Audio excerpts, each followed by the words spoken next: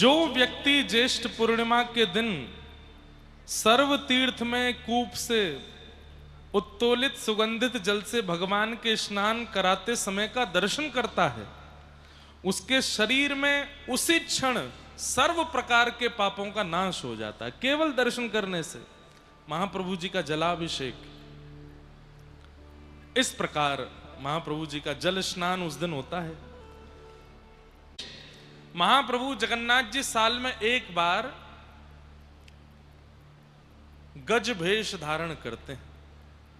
उस दिन ठाकुर जी गज भेष धारण करते हैं अपने जन्मदिन वाले दिन। कथा तो सबको पता होगी। एक गणपति भट्ट नाम का एक भक्त था, वो गणेश जी के अलावा किसी भी भगवान को, किसी भी देवी देवता को पूजता नहीं था। अपने किसी रिश्तेदार से या किसी नातेदार के कहने पर वो जगन्नाथपुरी आया।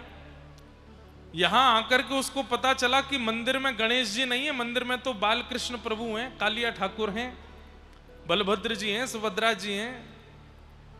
उसने कहा मैं दर्शन करने नहीं जाऊंगा, मैं गणेश जी के अलावा किसी को नहीं देखता। तो ठाकुर जी बोले मेरे धाम में आकर के भी मुझ में भेद बुद्धि रखने वाला उचित तो नहीं है। तो ठाकुर जी एक छोटे से लाला का रूप धारण करके उसके पास गए और उससे जाके बोले तुमको किसी ने बहका दिया है, मंदिर में गणेश जी ही हैं, तुम जाओ दर्शन करके आओ। तो गणपति भट्ट बोला कि मैं ऐसे तो नहीं जाऊंगा, मैं आंख पे पट्टी बांध के जाऊंगा और जाकर के गणेश जी की पहले सूंड देखूंगा, कान देखूंगा, पेट देखूंगा। जब मुझे लगेगा कि हाँ ये गणेश जी ही हैं तभी दर्शन करूंगा। ठाकुर जी बोले ठीक है तुम पट्टी बांध के जाओ। आंख पर पट्टी बांध करके गया। तब महाप्रभु जगन्नाथ जी को स्पर्श करने का अधिकार तो कुछ साल पहले तक भी था सब दर्शनार्थियों को। भीतर जाकर के जैसे ही महाप्रभु जी के मुखमंडल पर हाथ रखा तो लंबी सूंड उसके हाथ में अनुभव होने लगी। यहां हाथ रखे तो लंबे लंबे कान उसको अनुभव होने लगे। नीचे हाथ रखा तो लंबोदर। अब उसने कहा ये तो गणेश जी ही हैं, मुझसे अपराध हो गया, मैंने गलती की, आपका दर्शन नहीं किया, पहले प्रणाम कर ले। तो प्रणाम किया तो महाप्रभु जगन्नाथ जी अपनी सूंड से उसको गुदगुदा और रहे थे। उसको पूर्ण विश्वास हो गया कि ये गणेश जी ही हैं। जैसे ही पट्टी हटा करके देखी तो गणेश जी नहीं, वो तो महाप्रभु जगन्नाथ है। सूंड कहां गई, लंबे लंबे कान कहां चले गए? राम राम राम राम, पाप हो गया, पाप हो गया, मैं तो गणेश जी के अलावा किसी को देखता नहीं, ये मैंने दूसरे देवता को क्यों देख लिया? तुरंत ठाकुर जी ने उसके भ्रम को दूर किया। ठाकुर जी बोले पूरा जगत मेरा रूप है, गणेश भी मैं हूं, शिव भी मैं हूं, ब्रह्मा भी मैं हूं, नारद भी मैं हूं, सब में मेरा वास है, ये सारा मेरा विलास है, तू मुझ में भेद क्यों रखता है? और तब से उस भक्त की प्रसन्नता के लिए ठाकुर जी स्नान पूर्णिमा के दिन गज भेष धारण करते हैं। बहुत सुंदर। ऐसे ठाकुर जी के ऊपर पूरा यहाँ ऐसे बनाया जाता है, नीचे सूंड आती है, ऊपर बिल्कुल हाथी के जैसे ऐसे। उस दिन गज भेष का मैं पहली बार दर्शन करूंगा ठाकुर जी का स्नान पूर्णिमा पर। टीवी पे तो हम करते हैं, पर प्रत्यक्ष पुरी में खड़े होकर के दर्शन का सौभाग्य पहली बार हमको मिलेगा। आप सब भी जरूर दर्शन करिएगा। आप लोग तो इतने भाग्यशाली हो, बगल में ही तो है पुरी। मैं अगर कटक में जन्मा होता, सुबह जाता रात को आता। आप कहोगे महाराज जी काम धंधा, यही तो काम करता मैं, इनको देखना ही हमारा काम रहता। जगन्नाथ स्वामी नयन पथ गामी, भवतु में मारे जगन्नाथ स्वामी नयन पथ गामी, भवतु में।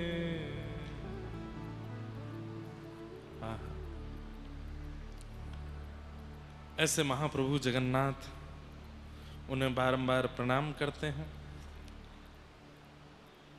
एक बात और है, समाचार वो दे के फिर कथा में प्रवेश करूं। गौ सम्मान आवाहन अभियान के विषय में मैंने पहले दिन कहा था कि यहाँ 3 नंबर स्टॉल है, वहां जाके आपको केवल साइन करना है।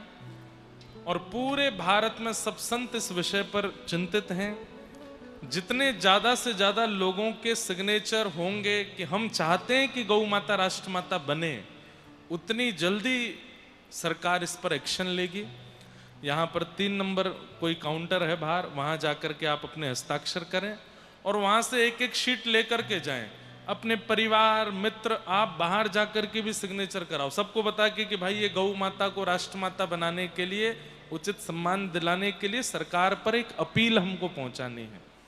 कुछ नहीं करना, केवल हस्ताक्षर करना है।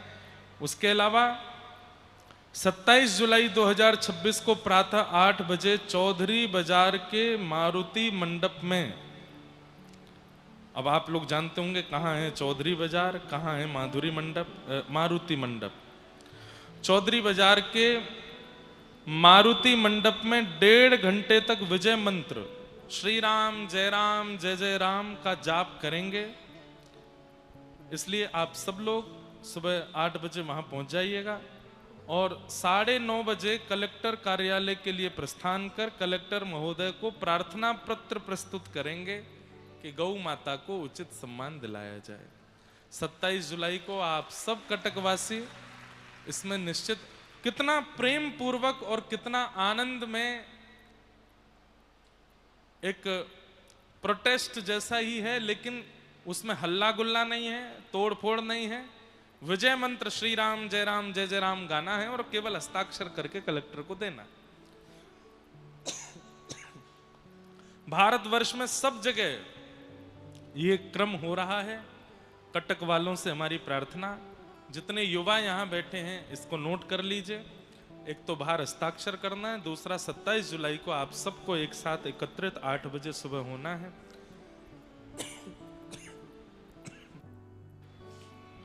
और इस भाव में भागीदारी करनी।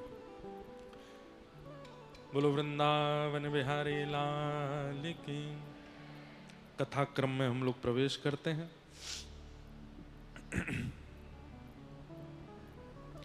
कल हम आप सब लोग श्रवण कर रहे थे कि श्रीमद् भागवत की रचना कैसे हुई। वेदव्यास जी महाराज ने अनेक पुराणों की रचना करने के बाद जब मन को संतुष्टि नहीं हुई, तब नारद जी की आज्ञा से भगवान के स्वरूप का वर्णन किया, स्वभाव का वर्णन किया। व्यक्ति का स्वरूप आकर्षक होता है, लेकिन बहुत दिन तक स्वरूप के बल पर आप रह नहीं सकते। आजकल हम लोगों की एक बहुत बड़ी गलती हो रही है कि हम व्यक्ति का प्रभाव देखते हैं, स्वभाव नहीं देखते। उसके स्वभाव पर हमारा आकर्षण होना चाहिए, उसके स्वभाव पर हमारा प्रेम होना चाहिए, प्रभाव पर नहीं। प्रभाव तो रावण का भी था। जब रावण पृथ्वी पर आया था तो पूरे भारत में प्रभु श्री राम को जानने वाले केवल वैष्णव भक्त थे, लेकिन रावण को सब जानता था। दशानन, 10 मुख वाला है, ऐसा पराक्रमी है, सोने की लंका में रहता है, सब जानते थे। उसकी यश कीर्ति बहुत ज्यादा थी। लेकिन अंत में जीत स्वभाव की हुई, प्रभाव की नहीं। व्यक्ति आज भी कलयुग में अपना प्रभाव बनाना चाहता है। मैं कटक में ऐसे काम करूं, मैं ऐसा कुछ बनाऊं, ये करूं कि मेरा प्रभाव बैठे। प्रभाव से कुछ नहीं होता। 4 दिन आपका प्रभाव रहता है, 5वें दिन जरा सी गलती करके देख लो, सारे प्रभाव पर आकर्षित लोग आपको गालियां देने लगेंगे। लेकिन स्वभाव यदि मधुर निर्मित हो जाएगा, व्यक्ति एक बार आपसे प्रेम करेगा और जीवन भर फिर आपका ही रहेगा। कितने भी सुंदर रूप वाले के साथ रह लीजिए, कितने भी सुंदर रूप वाले से प्रेम कर लीजिए, प्रभाव वाले से प्रेम कर लो, लेकिन अगर स्वभाव अच्छा नहीं है तो रह नहीं पाओगे उस सुंदर के साथ। इसलिए कोई रूप में कम सुंदर हो, शरीर में कम आकर्षक हो, चलेगा, प्रभाव अच्छा नहीं है तो चलेगा, स्वभाव अच्छा होना चाहिए, उसके विचार मधुर होने चाहिए। भगवान कृष्ण की लीला में आप अनुभव करेंगे, आज कृष्ण जन्मोत्सव होगा, कल से लीलाएं सुनेंगे आप, इन्होंने प्रभाव वालों की ओर देखा ही नहीं है, ये केवल स्वभाव वालों को स्वीकार करते हैं। मथुरा में एक कुब्जा नाम की एक महिला रहती थी, 3 जगह से उसकी कमर टेढ़ी है, रूप बिल्कुल सुंदर नहीं है। जब कभी भी वो निकलती है सब उसको कुब्जा कह करके बुलाते हैं, त्रिवक्री कह के बुलाते हैं, 3 जगह से टेढ़ी है इसलिए त्रिवक्री कहते हैं। लेकिन भगवान कृष्ण जब पहली बार मथुरा जाते हैं और जैसे सामने से कुब्जा को आते हुए देखते हैं तो क्या संबोधन करते हैं, हे सुंदरी आप कहां जा रही हो? तो कुब्जा एक बार को रुकी नहीं, चलती रही। ठाकुर जी फिर से बोले, मैं आपसे बोल रहा हूं, कहां जा रही हो? कुब्जा कहती है, आपने मुझे सुंदरी कहा? बोले हाँ। बोले इस मथुरा में मुझसे कोई बात नहीं करता, मेरी ओर कोई देखता नहीं है। हाँ, मेरा एक गुण महाराज कंस को प्रिय लगता है कि मेरे हाथ का घिसा हुआ चंदन उनको अच्छा लगता है, केवल वो मुझसे चंदन लगवाते हैं, इसके अलावा मुझसे कोई देखना भी मुझको प्रिय नहीं करता। मैं जिस गली से निकलती हूँ लोग बाग घरों में घुस जाते हैं, आप मुझे सुंदरी कैसे कह सकते हो? तो ठाकुर जी कहते हैं, रूप नहीं है, रंग नहीं है, लेकिन स्वभाव तो है ना तुम्हारे पास, और मुझे वही प्रिय है। रूप मिला है ठाकुर जी की कृपा, शरीर मिला है ठाकुर जी की कृपा, और कुछ प्रभाव अपने आप बन रहा है ठाकुर जी की कृपा। लेकिन फिर भी अपने स्वभाव का निर्माण करो। प्रभाव का निर्माण तो राक्षस भी कर लेते हैं, प्रभाव तो डाकुओं का भी होता है, प्रभाव तो अनर्गल क्रिया करने वाले लोगों का भी होता है। स्वभाव का निर्माण करो, और जीवन में चाहे मित्र बनाना हो, संबंध करना हो, किसी भी प्रकार से किसी के पास जाना हो, स्वभाव देख करके ही जाइएगा, प्रभाव नहीं।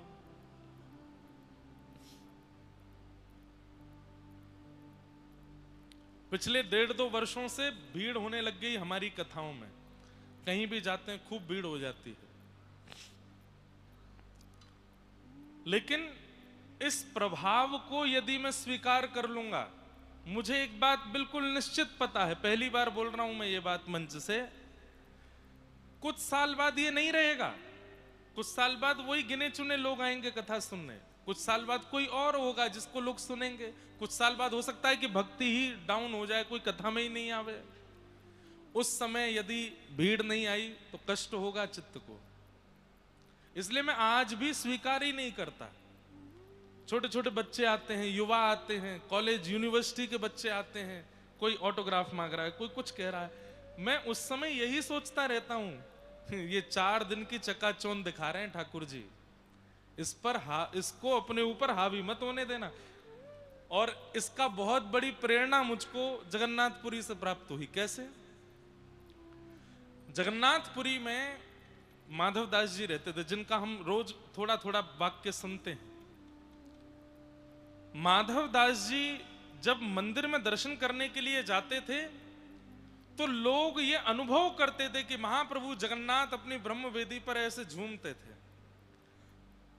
1-2 बार लोगों ने जब उनको झूमते हुए देखा तो उसके बाद में ये प्रचार हो गया पूरे जगन्नाथपुरी में कि जब माधवदास दर्शन करने जाता है तभी महाप्रभु जी झूमते हैं। अब तो ये हो गया कि सिंह द्वार पर भीड़ लगती थी, लोग दर्शन करने नहीं जा रहे हैं, माधवदास आएगा तो उसके साथ जाएंगे ताकि महाप्रभु जी को ऐसे झूमते हुए देखेंगे। ध्यान से सुनिएगा। और ये अनुभव किया लोगों ने कि जब वे जाते भीतर और जैसे ही माधवदास सामने जाके खड़े होते तो महाप्रभु जी ऐसे झूमते, और फिर सब दर्शनार्थी हरि हरि बोलो महाप्रभु जगन्नाथ की जय। और फिर जगन्नाथ जी की जय जयकार तो होती, माधवदास जी की भी जय होती। मंदिर से माधवदास जी जैसे बाहर आते, सब लोग, कोई चरण छू रहा है, कोई आरती उतार रहा है, बोले आप तो साक्षात जगन्नाथ ही हो। मंदिर में जाते ही महाप्रभु जी झूमने लगते हैं। माधवदास जी अपने कान बंद करते हैं और सबसे हाथ जोड़ते, इतना सम्मान नहीं दिया करो मुझे, मैं अधिकारी नहीं हूं इसका। अब स्थिति यह हो गई कि माधवदास जी जहां निवास करते थे, उनकी कुटिया से लेकर के सिंह द्वार तक लोग पुष्प बिछाते थे। हर नुक्कड़ चौराहे पर आरतियां लेके माताएं खड़ी रहती थी, लोग पुष्प वर्षा करते। वो महाप्रभु जगन्नाथ जी का दर्शन करने जा रहे हैं और रास्ते में लोग पुष्प बिछाते थे। माधवदास जी जब अपनी कुटिया से बाहर निकलते तो आंखें लाल पड़ जाती, रोने लगते और महाप्रभु जी से जाके कहते, ये सब क्या कर रहे हैं नाथ, मुझे इस सम्मान की आवश्यकता नहीं है। ये सम्मान कहीं मेरे चित्त पर हावी हो गया और कहीं इसकी आदत मुझे लग गई तो आपका भजन छूट जाएगा नाथ। लेकिन बंधुओं, ठाकुर जी, एक बात बहुत ध्यान से सुनिएगा, आपके जीवन में विपरीत परिस्थिति आती है तो आप क्या कहते हैं? ठाकुर जी परीक्षा ले रहे हैं ना। अनुकूल परिस्थिति जब आती है और उस अनुकूलता में जब आप फूल जाते हो, वो है परीक्षा। जो चाहा था वो मिल गया, जैसा घर चाहते थे बन गया, जैसी पत्नी चाहते थे मिल गई, जैसा व्यापार चाहते थे हो गया। और इन सब चाहने वाली वस्तुओं के आने के बाद जब आप फूल जाते हो तो आप ठाकुर जी की परीक्षा में हार गए। प्रतिकूलता देकर के ठाकुर जी परीक्षा लेते हैं कई बार, अनुकूलता देकर के ठाकुर जी परीक्षा लेते हैं कई बार। और जहां तक दृष्टि जा रही है, भीड़ ही भीड़ खड़ी है, लोग बाग आपके चित्र बना करके ला रहे हैं, आपके चित्र ले लेकर के उछल रहे हैं। आप जब निकलते हैं तो पुष्प वर्षा कर रहे हैं, कोई माला पहना रहा है, कोई ऑटोग्राफ मांग रहा है, कोई जय जयकार कर रहा है। उस स्थिति में ठाकुर जी ध्यान से देखते हैं अभिमान आया कि नहीं आया। और जब व्यक्ति फूलता है ना, मेरा स्टारडम देखो, तब ठाकुर जी कहते हैं फेल, अब इसको नाक के बल गिरूंगा मैं नीचे। क्यों? प्रभाव को स्वीकार कर रहा है। यह परीक्षा है। केवल प्रतिकूलता परीक्षा नहीं होती, अनुकूलता भी परीक्षा होती है। अरे 4 दिन पढ़ना पड़ता है मुझको, तो 4 महीने का सिलेबस ऐसे याद हो जाता है। कई बच्चे ऐसे होते हैं, मैंने खुद देखा, मैं अपनी आप बीती बता रहा हूं। मैं स्कूल में बहुत अच्छा बच्चा नहीं था, मतलब पढ़ने में वैसे बहुत अच्छा था, हाँ, कोई उधम उधम नहीं करता था, पर हाँ पढ़ाई में थोड़ा मन कम लगता था। और हमारे क्लास के जो टॉपर बच्चे होते थे, वो मेरी कभी चोटी खींचे, आए पंडित जी आ गए, पंडित जी आए हैं, ऐसे बोलते थे। अभी मुझे मेरा एक क्लास का टॉपर मिला कुछ दिन पहले, कथा सुनने आया था, मैं पहचान गया। मैंने, अरे तुम तो वो हो? बोले हाँ। मैंने कहा क्या कर रहे हो आजकल? टैक्सी का व्यापार है मेरा। मैंने कहा टैक्सी का व्यापार क्यों करते हो? तुम तो भाई बड़े अच्छे थे पढ़ने में। पता नहीं भाई क्या हुआ, 12th के बाद पढ़ाई में मन ही नहीं लगा। 12th के बाद कुछ याद ही नहीं हुआ। चार्टर्ड अकाउंटेंट करने की कोशिश की, इतने अटेम्प्ट्स किए, सब में फेल हो गया। उसके बाद फिर पिताजी का व्यापार, पता नहीं क्या हुआ बुद्धि को, जैसा मैं पहले था। तो मैंने उसको बोला तो नहीं, बुरा लगता, लेकिन अभिमान, देखो मैंने कितनी जल्दी याद कर लिया, देखो मेरे इतने परसेंटेज आ गए, देखो मैं इतनी जल्दी जल्दी इसको कर लेता हूं। और फिर उसके बाद आपके पास योग्यता है तो अच्छा है, लेकिन जिसके पास नहीं है उसकी अवहेलना करना। अब कोई रूपवान है और कोई बेचारा रूपवान नहीं है, तो उसके सामने रूप गर्विष्ठ हो जाते हैं। हमारे आंखें देखो, हमारे नाक देखो, हमारा मुंह देखो, हमारे बाल देखो। याद रखना, जिस दिन ठाकुर जी की इच्छा हो गई, कुछ भी अच्छा नहीं दिखेगा। फिर ना बुद्धि काम करेगी, ना वाणी काम करेगी, ना रूप काम करेगा, ना शरीर काम करेगा। इसलिए हर परिस्थिति में उन्हें प्रणाम करते चलो, धन्यवाद करते चलो। सुख में फूलो मती, ध्यान रखना, सुख में फूलो मती, दुख में भूलो मती, प्राण जाए मगर नाम भूलो मती, मुरली वाले को मन से रिझाते चलो, कृष्ण गोविंद गोपाल गाते चलो।